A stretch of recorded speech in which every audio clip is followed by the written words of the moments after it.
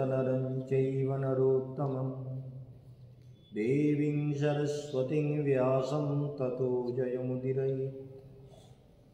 हरेर्नाम हरेर्नामैव केवलं खलो नस्तेव गतिरन्यथा।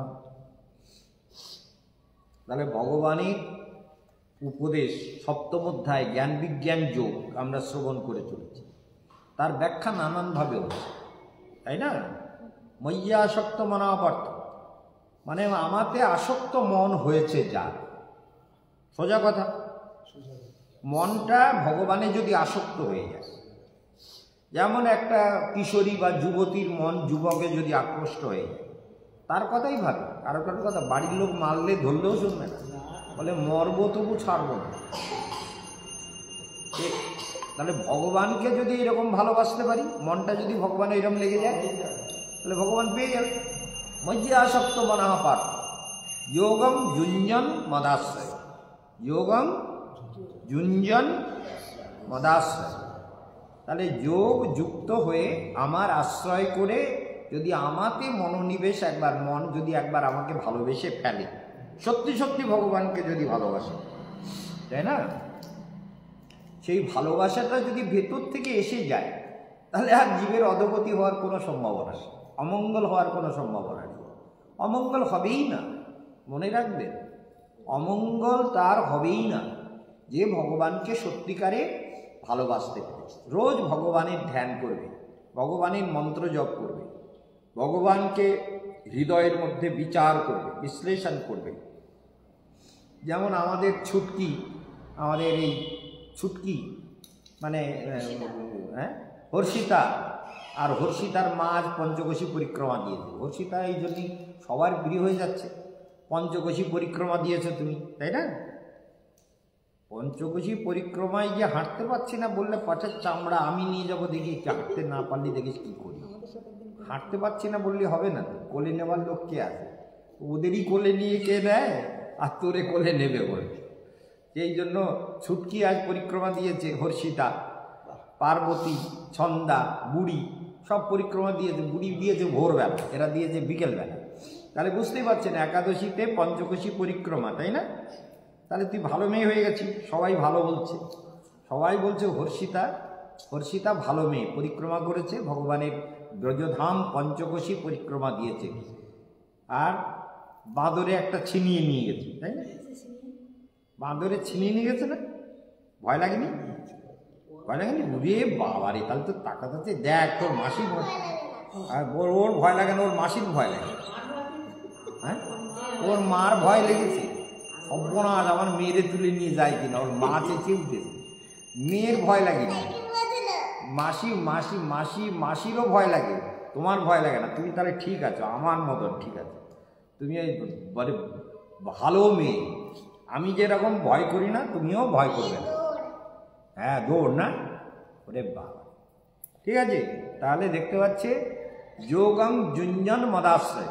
তাহলে আমরা পরিক্রমা করব, ভগবানের মন জুড়ে করবো, তো তাহলে পরিক্রমাটা সফল হয়ে গেল, পরিক্রমাটা ধ্যানময় হয়ে গেল, মঙ্গলময় হয়ে গেল।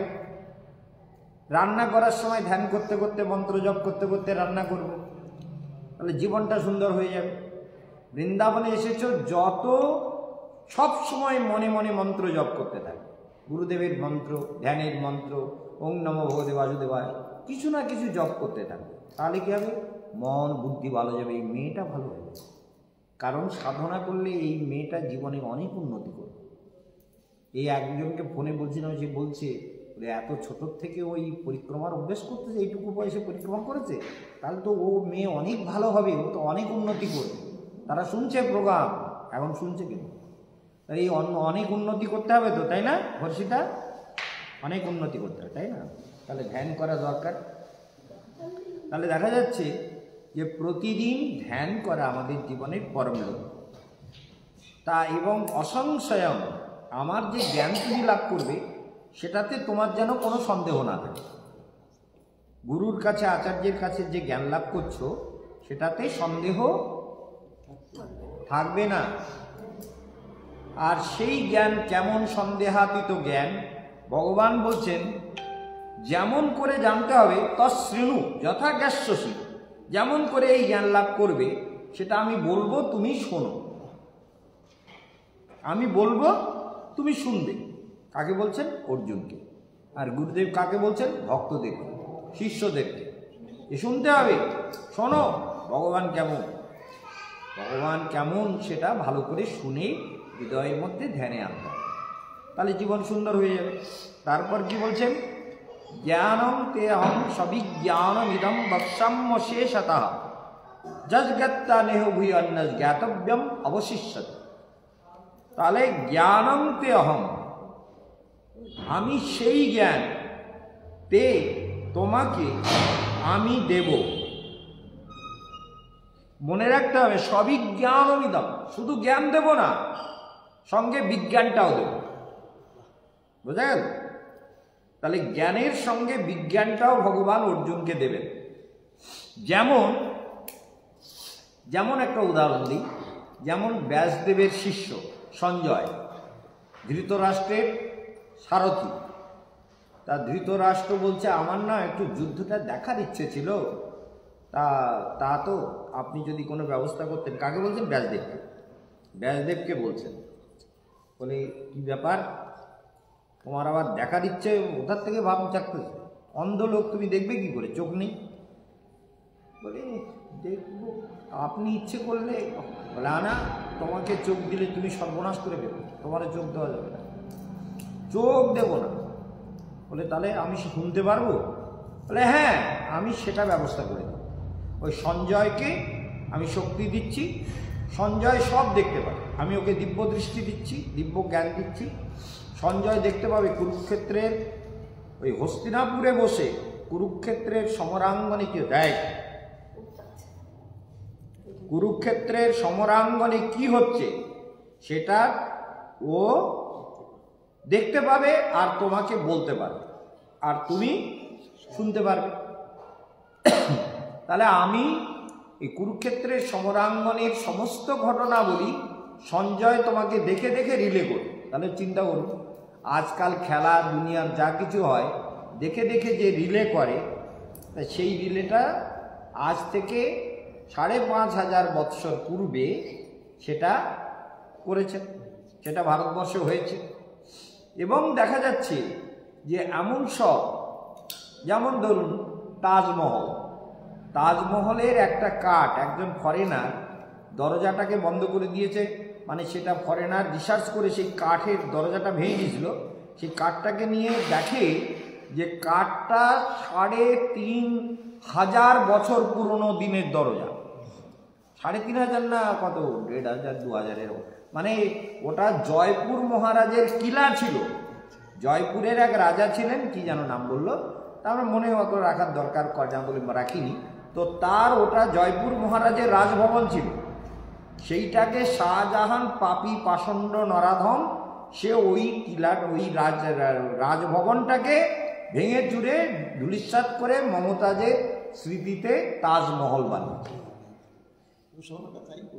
হ্যাঁ, ওইগুলো না তাই করতে পারি, ওইটা তো প্রমাণ হয়ে গেছে, মানে ও বইতে লিখেছে যে हमने ये देखा, ওই দরবাজাটা ইন্দিরা গান্ধী যখন দেখেছে যে এই রিসার্চ রেজাল্ট বেরিয়েছে আমেরিকার পত্রপত্রিকায় যে ওই তাজমহলটা, তাজমহল আসলে শাহজাহান বানায়নি, ওটা রাজার কিলা ছিল, ওই রিসার্চ রেজাল্টটা যেই বেরিয়েছে তখন ইন্দিরা গান্ধীর টাইম, ইন্দিরা গান্ধী তখন তাড়াতাড়ি করে ওই দরজাটা ভেঙে চুরে কাঠটা পুড়িয়ে দিয়ে তাড়াতাড়ি ইট দিয়ে কেটে দিয়ে, ওই দরজাটা দেখবেন গাঁথা আছে, ইট দিয়ে গাঁথা, ইদারের একটা দরজা ইট দিয়ে গাঁথা আছে। তাহলে চিন্তা করুন মোল্লারা আমাদের কি কীর্তি করে দিয়েছে ভারতবর্ষে। এই জন্য মোল্লাদের কোনো ক্ষমা করার, ওরা কাশী বিশ্বনাথ মন্দির আর বলছে জন্মভূমি ছেড়ে দিলে আমাদের মধ্যে ভাইচারা হবে। ভাইচারাটা কিসের? ওরা যারা কাফের বলে, এই যে টিপু সুলতানকে এত মহিমান্বিত করা হচ্ছে, টিপু সুলতানের যে তরবারিটা লেখা আছে সেই তরবারিতে লেখা আছে যে আমার এই তরবারিতে লেখা আমার তরবারি কাফেরের রক্তে চকচক করছে। কাফের মানে হিন্দু কাফেরের রক্তে। সে টিপু সুলতান এত ভালো লোক ছিল নাকি? বাঁদরের বাচ্চা, তার মধ্যে সে কি ভালো লোক ছিল টিপু? তাই জন্য মানে এদিকে যেমন ঔরঙ্গজেব ছিল সব থেকে শয়তান, দক্ষিণ ভারতে ছিল টিপু সুলতান আর হচ্ছে কালা পাহাড়। এই দুটো পাষণ্ড মিলে দক্ষিণ ভারতে বহু সর্বনাশ করেছে। তো টিপু সুলতান এই জন্য মহিমামণ্ডিত করার মতো লোক না, এই জন্য মনে রাখতে। যাই হোক, জ্ঞানং তে অহং বিজ্ঞানমিদম বক্সাম্য শেষত। বক্সামি মানে আমি বলবো, তোমাকে জ্ঞানও বলবো বিজ্ঞানও বলবো। যজ জ্ঞাত্বা, যে জ্ঞান এবং বিজ্ঞান লাভ করার পরে নেহ ভূয় অন্যজ জ্ঞাতব্যম অবশিষ্ট, অন্য কিছু জানার মতো অবশিষ্ট থাকবে। কদিন ধরে শুনছেন, কি ভাবছেন আপনারা? মহারাজ আপনি এই এই এই শ্লোকগুলো এত করে ব্যাখ্যা করছেন কেন? কেন জানেন? আপনারা বিরাট পণ্ডিত, তো আপনাদের পণ্ডিতের সীমারেখা আমি বুঝে গেছি। একবার প্রশ্ন করলে বুঝতে পারি যে আপনারা কতটা বোঝেন। সেই জন্য আমাকে বারবার রিপিট করতে হচ্ছে আপনাদের জন্য, কারণ আপনাদের মগজে ঢুকছে না, তো ঢোকাতে পারছি না। আমি বুঝতে পারছি যে মগজে ঢুকছে না, এই জন্য আমি বলি, আমি যা বলবো বারবার রিপিট করে শুনবেন, বারবার রিপিট করবেন। কারণ অল্প একটু করে বক্তৃতা দিচ্ছি তো, অনেক লম্বা বক্তৃতা না, রিপিট করবেন। আর টেলিভিশনের প্রোগ্রামও রিপিট করবেন, করে শুনবেন। এবং মনে রাখবেন যে মহারাজের বক্তৃতা আপনার জীবনের সব সন্দেহ দূর করতে পারে। যেমন কৃষ্ণ অর্জুনকে বলছেন যে আমি তোমার সব সংশয়, অসংশয়ং সমগ্রম। অসংশয়ং মানে তোমার যত সংশয় আছে, যত সন্দেহ আছে, যত দ্বন্দ্ব আছে, যত বিতর্ক আছে, যত কন্ট্রাডিকশন আছে, ওই কন্ট্রাডিক্টরি মেন্টালিটিকে ডিটারমিনেশন আনতে গেলে কৃষ্ণ বলছে না আমি সেটা তোমায় দেব। তা শৃণু, তুই শোনো, এই নিশ্চয়তা আনার জন্য আনতে। তাহলে আপনাদেরকে এই ডিটারমিনেশন আনার জন্য কেশবানন্দ বন মহারাজকে বারবার রিপিট করে ব্যাখ্যা করতে হচ্ছে। নাহলে আমার দরকারটা কি আপনাকে রিপিট করে করে বলার? শাস্ত্রগ্রন্থ কি কেশবানন্দ কম জানে নাকি? রোজ নূতন নূতন গল্প লাগাতে পারে, কত কিছু বলতে পারে, কত পরিষদের কথা বলতে পারে।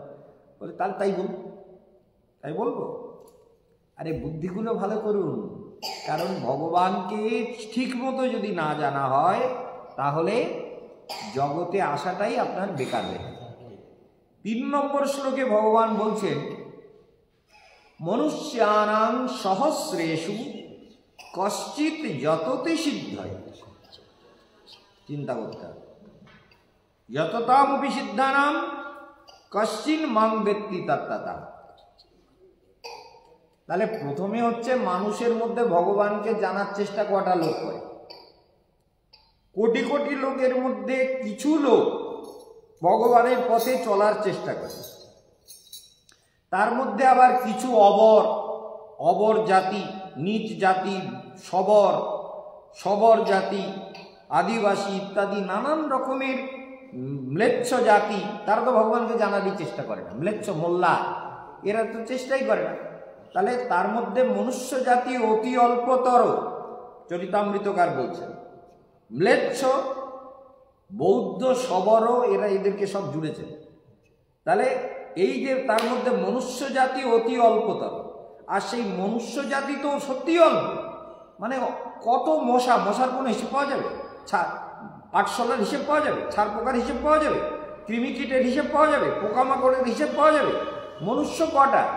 কিন্তু জলজ জীব কত? ওরে বাবারি, তার কোনো ঠিক নেই। তাহলে এই যে অনন্ত জীবনিবহ, তার মধ্যে মানুষ অল্প। সেই মানুষের মধ্যে আবার ভগবানকে জানবার চেষ্টা অল্প লোকে করে। সেই অল্প লোকের মধ্যে আবার বিভিন্ন মতাবলম্বী আছে। কেউ আছে ম্লেচ্ছ, কেউ আছে অজ্ঞানী, কেউ আছে জন্মগত মূর্খ। তাদের বিবেক বলে কিচ্ছু নেই। তাদের ভালো কথা বললে বলে ওসব আমরা বুঝি নেই, ওসব আমাদের ওসব দরকার নেই, সব আপনারা করুন, আমাদের কি দরকার। একদল আছে তারা ভগবানকে জানারই চেষ্টা করে না, মাথায় ওসব ঢুকেও না, দরকার বলে মনেই পড়ে না, রক্তে ব্লাডে নেই ঈশ্বরকে জানবার প্রবৃত্তি। এত নোংরা সমস্যা। এটা আমি দেখেছি তো, ছোটবেলার থেকে ভারতবর্ষ চষে বেড়াচ্ছে, আপনারা ভালো করে জানেন। ছোটবেলার থেকে ভারতবর্ষ চষে বেড়াচ্ছি। চৈতন্য মঠ থেকে ভিক্ষায় যেতাম, তখন আমার বয়স কত জানেন? 14 বছর। মানে 13 বছর 12 বছর গান গাওয়ার জন্য মহারাজদের সঙ্গে পরিক্রমায়, মানে নবদ্বীপ ধাম পরিক্রমায় চৈতন্য মঠের যে পরিক্রমা হতো, 35,000 40,000 লোক তখন হতো, আর তাদের খাওয়ার জন্য একসঙ্গে 10,000 লোকের খাওয়ার ব্যবস্থা ছিল। তা ওই যে পরিক্রমা হতো, বলে কালকের 8টায় বেরোনো হবে, তার আগে সবাই খেয়ে নেবেন, রান্না হয়ে যাবে তার আগে। চিন্তা করুন, একটা কড়াইতে 76 মণ সবজি রান্না হয়, সে বিরাট বিরাট ব্যাপার। যাই হোক, এখন এইসব গল্প আপনাদের শোনাতে চাচ্ছি না, যেটা বলতে চাই সেটা শুনুন। আজকাল আবার অনেক হয়েছে, বিশেষ করে শিখেদের অনেক গুরুদ্বারাতে অদ্ভুত, মানে অটোমেটিক মেশিন সব তৈরি হয়েছে, সবজি আমান্য থেকে আলু ছাড়ানো থেকে অটোমেটিক মেশিনে গুরুদ্বারাতে প্রচুর খেতে দেয়। আর গুরুদ্বারা মানে শিখেরা এত দান করে, যেটাই বাঙালি পাষণ্ডগুলো দান বোঝে না। শিখেরা কি করে? দান মানে তারা তাদের ইনকামের 10% গুরুদ্বারাতে দেবেই দেবে। কোনো শিখ দেখেছেন ভিক্ষে করে? কোনো শিখ দেখেছেন অন্য কিছু করে? কোনো দিন দেখবেন না। কিন্তু বাঙালি ভিক্ষে করে, বাঙালি হচ্ছে ভিকমাঙ্গা। আর চৈতন্য মহাপ্রভু এই ভিকমাঙ্গা বানিয়েছে। মেন্টালিটিটা সত্যি সত্যি এখান থেকে শুনতে খারাপ লাগলেও চৈতন্য মহাপ্রভু বলছে মাধুপুরি মাগিয়া খাবো।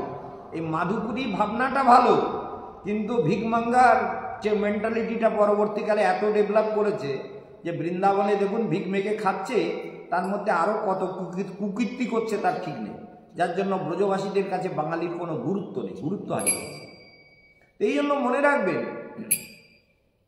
বাঙালিরা দান করতে জানে না, শুভ কাজে দান করবে না, পুজো করবে না, মাঙ্গলিক কাজে দান দেবে না, কারণ ভোগ ঐশ্বর্য করবার তালেই ব্যস্ত। নিজের ভোগ সুখ করে বউকে নিয়ে কোথায় ভর্তি করতে যাব, বছরে কত টাকা খরচ করব, দান কেন করব? দান করে পয়সা নষ্ট করে লাভ নেই। বউ নিয়ে ফুর্তি করতে যাব, বন্ধু বান্ধব নিয়ে ফুর্তি করবো, ওটা ঠিক আছে। কিন্তু শিখেরা দেখেছেন, শিখেরা তাদের গুরুদ্বারাতে এত দান দেয়। যেসব বাঙালিরা উত্তর ভারতে আছে, নৈনিতালে আছে, তারা দেখে যে কি পরিমাণে, আর তারা কত একই জায়গায়, বাঙালির জমি আর পাঞ্জাবির জমি একই আলের, এধারটা পাঞ্জাবি এধারটা বাঙালি। বাঙালির জমিতে যদি 30 মণ ধান ফলে, ওর জমিতে 40 মণ ধান করবে পাঞ্জাবির জমিতে। কেন বলুন তো? ওরা পরিশ্রমী, এবং ওরা 10% গুরুদ্বারাতে দেবে। গুরুদ্বারাতে খাওয়ার অভাব নেই। গুরুদ্বারাতে সব রান্না হয়, ফেসবুকে দেখলে আশ্চর্য হয়ে যাবে। সব মেশিনে আলু টালু ছাড়ানো, ধোয়ানো, পরিষ্কার করা, হাজার হাজার লোক খাচ্ছে নিরন্তর। যেমন তিরুপতি বালাজিতে 4টে হলে হাজার হাজার লোক খাচ্ছে, হাজার হাজার লোক, তরকারি রান্না বান্না সব কিছু হচ্ছে, হাজার হাজার লোক খেয়ে যাচ্ছে। তিরুপতি বালাজি একটা হলে মানে 2-3 হাজার করে লোক বোধহয় বসতে পারে, 2,000 তো হবেই। তা 4টে হলে সমানে খাচ্ছে দিনরাত, কোনো হিসেব নেই। জল খাওয়ার 8টার থেকে জল খাওয়ার দেওয়া শুরু হয়, তারপরে আর জল খাওয়ার ফার্স্ট ক্লাস, মানে শিবই টিবই দুনিয়ার কত কিছু। আর যত লোক দর্শন করতে গিয়ে মাঝখানে বসে পড়ছে, তাদের সেখানে খাওয়ার, দুধ, চা, দুনিয়ার সব কিছু তিরুপতিতে পৌঁছে যাচ্ছে বিনা পয়সায়। তিরুপতিতে বিনা পয়সায়। আমরা ধরুন মানে এরকম হল আছে যেখানে আমরা রয়েছি, 22টা বোধহয় হল আছে যেখানে লোক গিয়ে বসে, 22টা না 24টা হল। তা একটা হলে 1000 লোক করে বসে, 24টা হলে 24,000 লোক বসেছে ধরুন, সেই একবারে 24,000 লোক বসেছে। তা 24,000 লোকের জন্য প্রত্যেক হলে খাবার আসছে, প্রত্যেক হলে একটা করে ক্যান্টিন তৈরি হয়ে খাবার মেশিনে চলে আসছে, এবং হালুয়া, ঘন্টায় ঘন্টায় খাবার আসছে, হালুয়া, খিচুড়ি, চা, গরম দুধ, যা চাই, জল, সব কিছু দিচ্ছে। কিরকম চিন্তা করুন। আর বাঙালিরা এরকম সেবা কোনোদিন দেখেছে? বেশি টাকা থাকলে সে পারবে না, বাঙালিদের সেই মন, বাঙালির সে মন নেই। বাঙালি বলবে এত টাকা খরচ করে লোককে খাবিয়ে লাভ টাকা, লাভ টাকা, লাভ খুঁজবে আগে। লাভটা কি? ভালো কাজ করে লাভটা কি? পাষণ্ড লাভ যারা করছে তাদের কি কোনো অভাব আছে? শিখেরা যারা দান করছে তাদের কোনো অভাব হয়েছে? যারা ওই দক্ষিণ ভারতীয় লোকেরা তিরুপতিতে গিয়ে টাকা পয়সা সোনা দানা সবই দিচ্ছে, তার সঙ্গে নিজের মাথাটা মুড়িয়ে দিচ্ছে, খুলে সব দিয়ে দিচ্ছে, সব নিজের অলংকারগুলো খুলে বালাজিকে দিয়ে দিচ্ছে, আর মাথাটা নেড়া করে বালাজির কাছে চুলটাও দিয়ে আসে। তাহলে বলে সব দিয়ে চলে আসছে। তাহলে তাদের এই যে সেবা, সেই সেবাটার দ্বারা তারা কি গরিব হয়ে যাচ্ছে? ভগবানকে দান করলে গরিব হয়? তুলসীদাস এক জায়গায় বলছেন, দান সে ধন না ঘটত হ্যায়, कहत তুলসীদাস। দানের দ্বারা ধন কখনো কমে না, কম হয় না, তুলসীদাস বলছে। এই জন্য আমরা যদি দান করতে দ্বিধা করি, তাহলে আমাদের কি কাজ হবে? তাহলে আমাদের দান করার প্রবৃত্তিটা কেন আসে না? আর মনে রাখবেন, তাহলে মনুষ্যের মধ্যে কিছু লোক মানে বহু লোক ধর্ম মানে না, সাধন মানে না, তপস্যা মানে না, মহারাজের কথা শোনে না, গীতা পাঠ কটা লোক শোনে। আমরা তো বহু লোক যারা ফেসবুকে দেখে, সেই বাঁদরের বাচ্চাগুলো তো বেশিরভাগ এড়িয়ে চলে যাচ্ছে, চালিয়ে দিচ্ছে। মহারাজের কথা শুনবে না তো, শুনলে বুদ্ধি ভালো হয়ে যাবে যে? ও ভালো হবে না তো, ও কুত্তার লেজ, ও টেড়াই থাকবে, ও সোজা হবে না। সেই জন্য মহারাজের কথা শুনবে না। মনুষ্যানাম সহস্রেষু কশ্চিৎ যততি সিদ্ধয়ে যততাম বিসিদ্ধানাম কশ্চিন মাং বেত্তি তত্ত্বতা। এই শ্লোকটা ব্যাখ্যা করতে হবে ভালো করে। আর এই শ্লোকটাই সহস্রেষু মানে অনন্ত মনুষ্যের মধ্যে কশ্চিৎ যারা সাধনা করে, সবাই তো সিদ্ধি লাভ করে না। কেশবানন্দের সঙ্গে তো অনেক সাধুরা ছিল, সবাই কি কেশবানন্দের মতো সাধনা, যোগ সিদ্ধি, মন্ত্র সিদ্ধি করেছে? করিনি, সম্ভব না। কারণ তাদের সে রুচি, সে প্রবৃত্তি, সে সংস্কার, সেই পিতামাতার আশীর্বাদ, সেই গুরুদেবের কৃপা তাদের উপরে হয়নি। সেজন্য ওই পাষণ্ডগুলোর এই শক্তি লাভ হবে না, এটা বাস্তব সত্য। সেই জন্য মনে রাখতে হবে যে আমাদের নিমাইকে যতবার এই শ্লোকটা মুখস্থ করে দাম, বলে বল মনুষ্যানাম সহস্রেষু কশ্চিৎ, সে বলে মনুষ্যানাম সহস্রেষু, সে সহস্রেষু আর বলবে না, আরে হস্তেষু না, সহস্রেষু। তাহলে ঠিক আছে, তার সহস্রেষু করবো। তার বলে এই বল শ্লোকটা, বলে মনুষ্যানাম সহস্রেষু। আমি মার গোচর, হাত হাত, সে সহস্রেষু বলবে না, মরে গেছে পরে। যাই হোক, অন্যায় করে মরেছে। যে সহস্রেষু কশ্চিৎ যততি সিদ্ধয়ে যততাম বিসিদ্ধানাম কশ্চিন মাং বেত্তি তত্ত্বতা। আর যারা সিদ্ধি লাভ করে, সে কেশবানন্দ হোক, আর ধনানন্দ হোক, আর মহানন্দ হোক, আর সিদ্ধানন্দ হোক, যতই হোক, এই সিদ্ধগণের মধ্যে কেহ কেহ বলছেন কশ্চিন মাং বেত্তি তত্ত্বতা। কশ্চিৎ, এর মধ্যে কচিৎ এমন কেউ থাকে যে সত্যি সত্যি আমাকে জানতে পারে। আমাকে জানবার জন্য সব সিদ্ধ যোগীদের মধ্যে সবাই ঠিক মতো পূর্ণরূপে ভগবানকে জানতে পারে না। কারণ ভগবানের যে পূর্ণ ঐশ্বর্য, বীর্য, যশ, শ্রী, জ্ঞান, বৈরাগ্য, এগুলো কেমন, এই বিশ্ব প্রকৃতিকে তিনি কেমন করে কন্ট্রোল করছেন, কিভাবে নিয়ন্ত্রিত হচ্ছে, কিভাবে বিশ্ব চরাচর তিনি কন্ট্রোল করছেন, সেইটা মানব জীবনে জানা একান্ত রূপে দরকার। সেটা আমরা কালকে অবশ্যই ব্যাখ্যা করব। এই শ্লোকে একান্ত রূপে দরকার। আজকের একাদশী ভগবানের হরিবাসর তিথি, সবাই হরিবাসর পালন করবেন। আর শুদ্ধাচারে নিরামিষ ভোজী হয়ে ভজন করবেন। কালকের একাদশী পালন করবেন। আর যারা দীক্ষা নেবেন তারা চেষ্টা করবেন দোল পূর্ণিমার আগের দিন। দোল পূর্ণিমা কত পড়েছে? 20 মার্চ না? 20 মার্চ পড়েছে না দোল পূর্ণিমা? যাই হোক, দোল পূর্ণিমার আগের দিনে দীক্ষা দেওয়ার কথা আমি আগে একবার টিভিতে বলেই দিয়েছিলাম। দোল পূর্ণিমার আগের দিনে দাঁত বের করে লজ্জা করে না, বলতে পারো না যে কখন। এই জন্য দোল পূর্ণিমার আগের দিনে দীক্ষা হবে, সেটা সবাইকে জানিয়ে দিলাম। আর সবাই মিলে প্রতিদিন ধ্যান করবেন, মন্ত্র জপ করবেন, ফাঁকি দেবেন না। এই জীবনটা ফাঁকি দিলে লাভ কিছু হয় না, শুধু জীবের অমঙ্গল হয়। যে যত নিজের লক্ষ্যে স্থির হবে, তার জীবন তত মঙ্গলময় হয়ে যাবে। হরে কৃষ্ণ হরি হরয়ে নমঃ, কৃষ্ণ যাদবায় নমঃ, হরি হরয়ে নমঃ,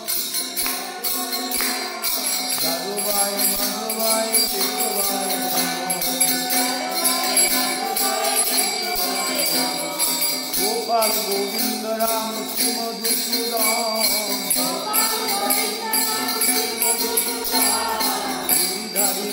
গোপীনাথ মদন মোহন চৈতন্য নিত্যানন্দ শ্রী অদ্বৈত সীতা হরিগুরু বৈষ্ণব ভাগবত গীতা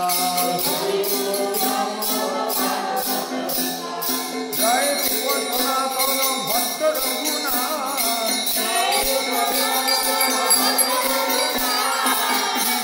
গোপাল ভক্ত দাস রঘুনাথ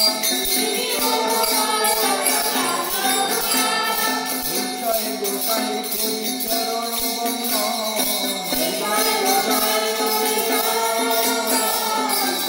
হইতে বিঘ্নায় অবিষ্ট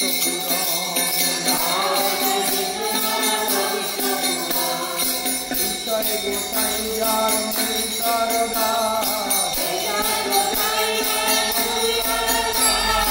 আতবার কদরি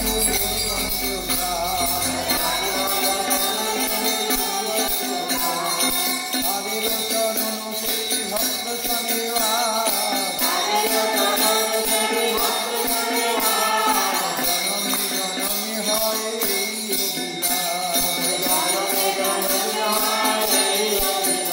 আমার এই মাত্র হবে বাস এই মাত্র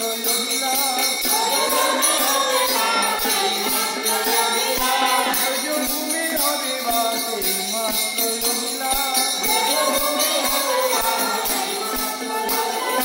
যোগাশ্রমে হবে বাস এই মাত্র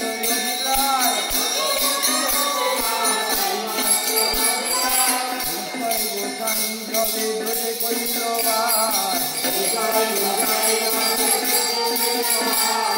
রাধা কৃষ্ণ নিত্যলীলা করিলেন